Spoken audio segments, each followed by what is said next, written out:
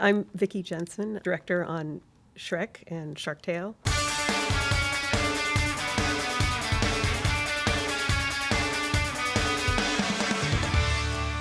My first job in the industry was painting backgrounds for Hanna-Barbera.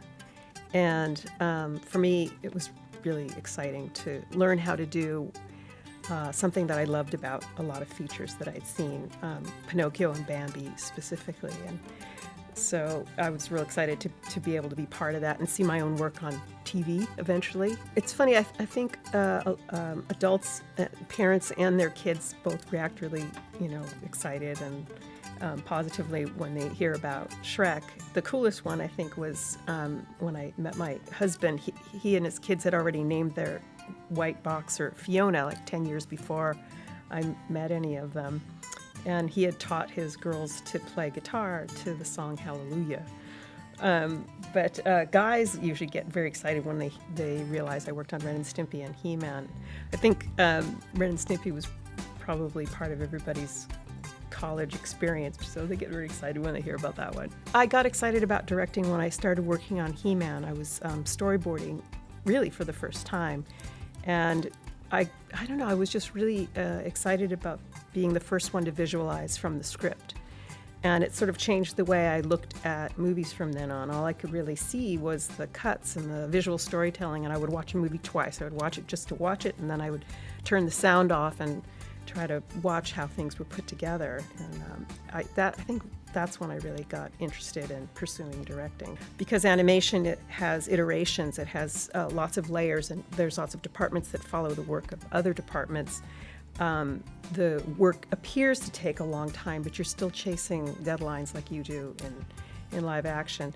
Working with actors to me was very similar, because there's so much room for the actors to improv and try different things, and we animate after the performance anyway. But you have to make all your decisions really editorially, if that's a word, in animation before you begin animating. So you've pre-edited your movie. You know how long it will be, more or less, before you start animating. I think that's one of the biggest differences. Another one I noticed in editorial is you can't always just hold on ask the editor, can you just hold on his face a little longer and then maybe we can make him blink? And he says, no, because you yelled cut, so we can't. So lesson learned, wait 10 seconds before calling cut. A lot of doors opened to me after Shrek won the Oscar, the first Academy Award for an animated movie. And I ended up being pursued by agents, which was great because I wanted to move into directing, other things. I'm not an animator. I love animation, but it wasn't why I was there. It was really all about storytelling and learning new things. So it opened a lot of doors, but I think I was just too inexperienced to know what to do with those opportunities when they arose. I got a lot of scripts. I read a lot of scripts, and I was,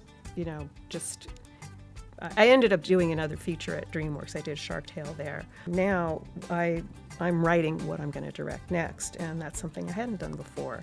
I'd done some writing, as every director does, but nothing from whole cloth. So in some ways, I guess I'm still following my old rule and doing something different. So the projects I'm pursuing are the two that I'm writing right now. One of them's out to producers, and the other one I'm still working on. Ivan Reitman told me to stop editing in the camera.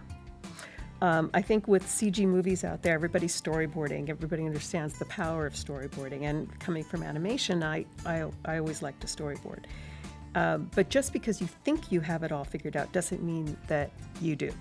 So you need choices when you get into editorial. And things change on the set, obviously, but also sometimes your best laid plans aren't they don't necessarily completely work out, or there may be something better that has come up, and you need to have those choices for you in the edit. So that was a good one. And the other advice was from a DP who'd said, wait 10 seconds before you yell cut.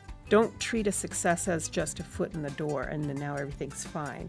You have to kind of stay hungry and keep attacking what you want to do. Because I've kind of been on the top of everything, and I've been at the very, very bottom, and just everything changes. So you have to just stick with what it is you want to do, and take those successes, but don't take them to your head.